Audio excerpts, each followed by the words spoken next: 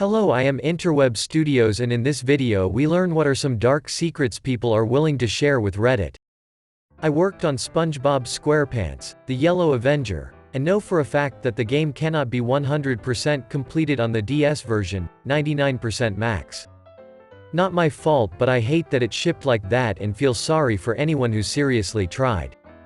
Can you elaborate on this? I'm very intrigued by this. According to a quick wiki, the game doesn't save after you beat the final boss, so there's no way to get your save file to say more than 99%. A lot of games have this issue. Star Fox Adventures is an interesting case. You can get it to say 100%, but you need to save during the final boss.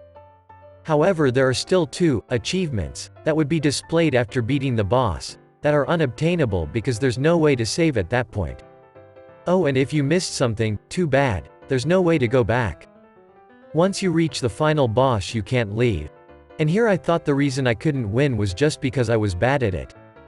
I mean, I was bad at it, but that's not the only reason. The original series alien transformation sequences from Ben 10 turn me on and arouse me. Man of culture. There's a 2-year-old jug Tropicana orange juice in my fridge right now and I'm too afraid to pour it out.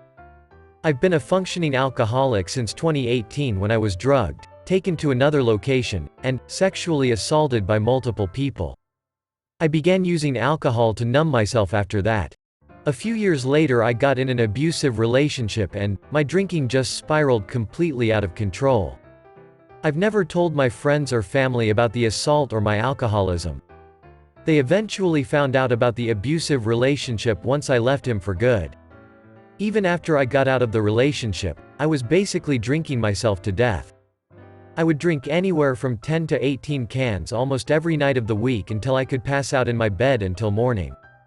I tried cutting back a few times but would always relapse worse than before. But today I am proud to say that I'm 19 days sober, starting therapy, and I'm looking forward to finally getting my life back on track. Just wow. I have 1 day sober after a bender on Friday night. Your comment convinced me to make it 2, hopefully continue from there. I almost accidentally poisoned my brother. I was 7, had cleaner and accidentally spilled it over my brother's toothbrush. I was and scared, so I kept it secret. He used it later. He lost 4 teeth, luckily his first ones. My parents think the cleaner fell down from the washing machine in the wash bowl and damaged it somehow and spilled. Not so dark, but I hope my stepdad breaks it off with my mom. She is physically and emotionally abusive to him, but they act like it's a normal thing couples do. It would be awful because I like him, but I want him to be happy. During a manic episode, 1 was filled with so much rage and sorrow that I let a homeless man take me into a ditch behind a church in hopes that he would kill me. He didn't.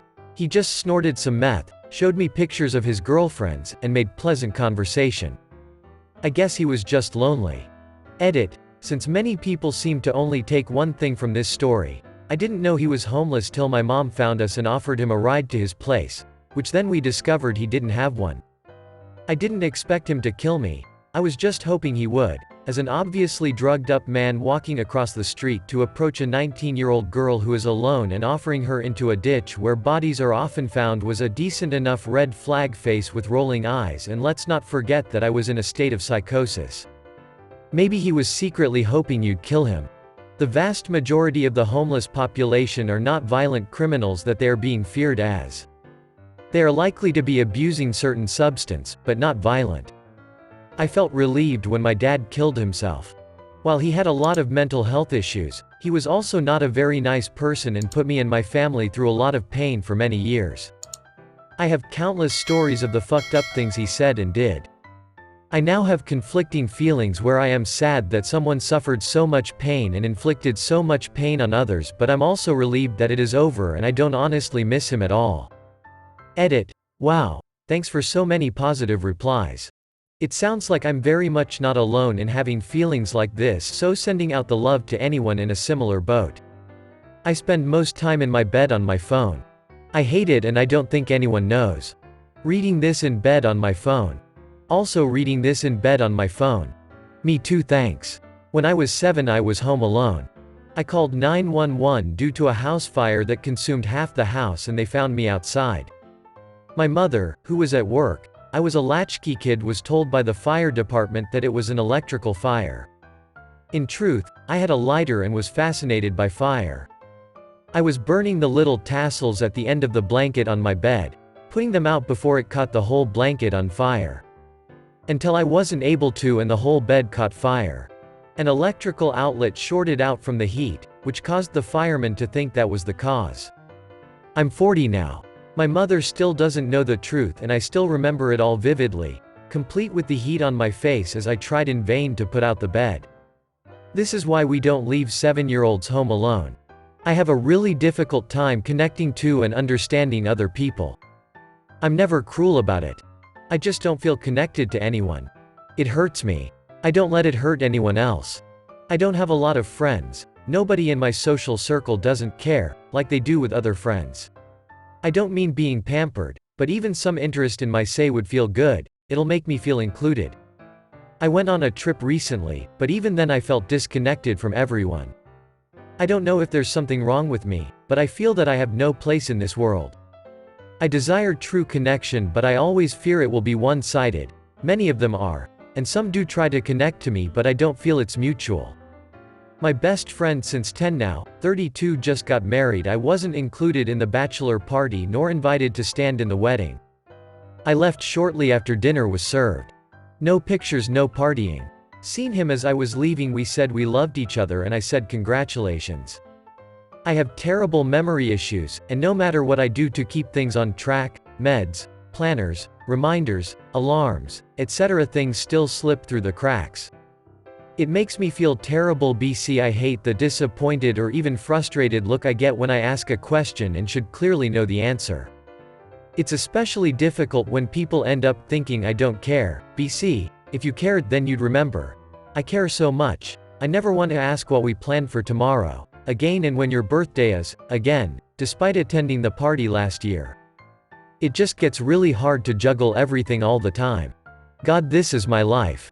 The past few years have become so insanely paranoid and it just is getting worse. Constantly fearing I've missed an important event, fear that my very few friends I have left will eventually and soon drop me as a friend forever. So I don't really know anymore if people think I don't care or if people believe me when I say I don't remember or I somehow forgot this or that. Either way, the constant worry has impacted my sleep so badly I would definitely fall into the insomniac category. I told my fiancée on our first date that I don't want her like children. Kept saying it for 5 years and then she got pregnant and decided to keep it, not blaming her for getting pregnant. Now she doesn't clean, cook or play with the kid because she is tired and I'm stuck with all of it. She won't even teach him to sleep without diapers because she doesn't want to wake up in the middle of the night, so I have to deal with that as well. I love my son and would literally die for him, but this life is not for me and I wish every day for death just so I can rest and have peace. I don't really want to die, I just feel like it would be easier if I wasn't alive. Someone attacked me in a park late at night and I found a drug needle somebody left behind and I stabbed him in the eye and ran. I have never seen him since then and I pray I never do. Sounds fair to me. He ducked around and found out. When I was 8, I walked in on my 13-year-old cousin strangling a small kitten with both hands. He just stood there with an unmoving expression while watching the life slowly flutter from its eyes. When he noticed me, he threatened to do the same to my mother if I didn't find him more animals to play with. So out of fear, I complied. For 2 months, I would get him frogs, hamsters, my grandmother's pet bunny, at one point any small animal of sorts, just to get him to leave me alone. The ordeal stopped when he was sent to the hospital for an anaphylactic reaction. He had a peanut allergy and was gone for 2 weeks. I never told anyone. He's 22 now and is seemingly normal. He's engaged to a pleasant woman who owns 3 cats. I fear for their safety. I think he probably got mental health care. Peanut allergy doesn't usually take 2 days, let alone 2 weeks. I gave my baby nephew a noisy toy because I was having a petty fight with my sister. I often fantasize about dying. I don't want to die, but I'd love to stop existing. If that makes sense. A guy broke into my house a while back and the first thing I did was throw a knife at his leg. I'm a great knife thrower and now he can't walk as I hit a nerve or something. He didn't even have a weapon. Just my reaction IG. I was cutting some meat when it happened. Currently traumatized and I don't make dinner anymore because it reminds me of the fact that I just fucked someone's life up forever. I feel sickened and I think I might not be the victim here. I know what he did was wrong but I can't help but feel that I went too far. You have a big heart. You shouldn't blame yourself. How would you know he wasn't armed? You reacted right emo. I want my brother and his fiancée to lose everything they have, including custody and right to see their kids.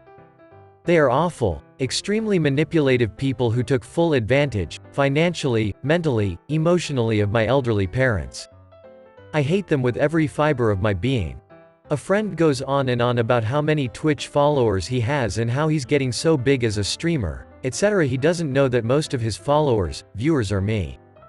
He was so depressed that nobody was tuning in that I used a Google Work Suite account and a ton of aliases to spawn Twitch accounts to follow, watch him. It's gotten out of control though and he keeps trying to lord and over our friend group how many viewers, followers.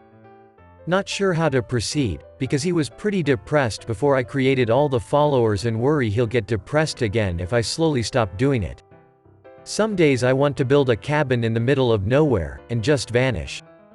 Nobody ragging on me for my looks. Nobody complaining that the job they're underpaying me for isn't done as fast as they want. No more torturing myself with impossible dreams of a better life, with a wife and kids, and a dog and 2 cars in the garage. Just me, in the damned woods, alone. No more scumbags saying, it's God's will, whenever something bad happens. It's all so exhausting. I've smoked for almost 40 years. I'm a secret smoker. I rarely smoke in public and never at work, so only my husband knows I smoke a pack a day and have almost my entire life. I just quit 15 days ago. The craving are killing me at times but I feel so much better. Smoking was so embarrassing to me, it's just so stupid and unnecessary, yet I kept telling on doing it for way too many years. Here's to my new smoke-free life. And with that, I hope you enjoyed the video.